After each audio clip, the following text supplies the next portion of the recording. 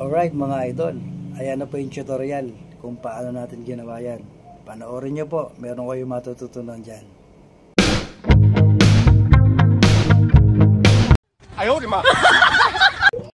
Alright mga idol, ito na yung tutorial natin sa invisible hand effect. Ayan yung ating unang clip yan.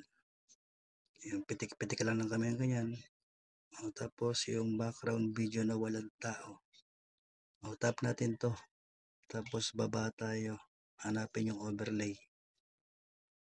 Tapos tapat natin dyan. Tap mo yung background video mo. Tapos split. Delete yung sobra. Pati yung ending. Yan na siya, no? Tapos itong second clip natin na nasa baba, i-duplicate natin. Duplicate yan. Na-duplicate na siya. Balik tayo sa di-duplicate natin. Yan. Hanapin natin yung remove background. Custom removal. Tapos adjust lang natin siya ng 10. Tapos brush. Brush natin yung buong tao.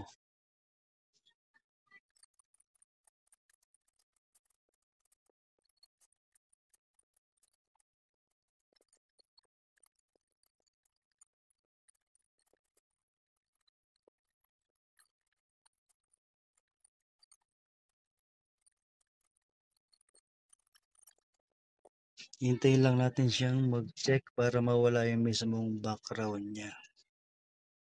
Background remove na siya. Check na natin. Tapos focus tayo dito sa pangalawang clip, yung dinuplicate natin. Remove background din natin siya. Adjust natin yung brush ng 1. Ang ibang brush lang natin dyan, yung mismong kamay lang. Yung dalawang kamay. Brush natin.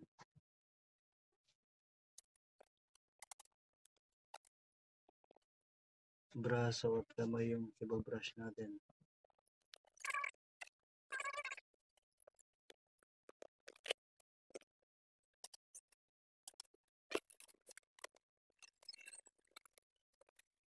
Yan, background remove na, check na natin. Tapos hold natin to, lagyan natin sa pinakababa. Tapos kuwalan tayo ng 3 seconds. Yan, split tayo dito. Tapos delete na yung una. Yan ang result niya. Para mas maganda siya, ang gagawin natin, lagyan natin ng animation. Tap natin yung in-split natin. Hanapin sa baba yung animation. Tapos hanapin yung fade in. Fade in. Yan, tap mo yan. Tapos check. Play natin ulit. Lakihan natin. Ayan na ang resulta niya.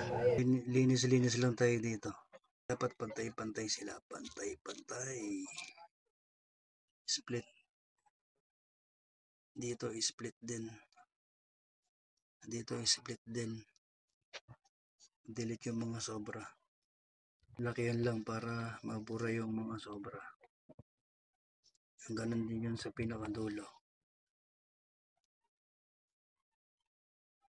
Delete. Ayan na po siya.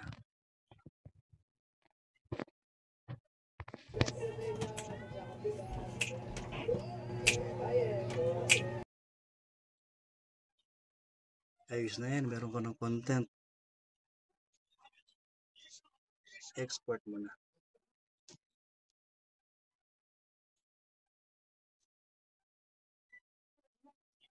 Kung meron po kayo natutunan mga idol, baka naman pwede nyo i-share sa iba para din malaman nila. At huwag nyo naman po kung kalimutan i-follow para lagi kayong updated sa mga simpleng content na ginagawa natin. Alright!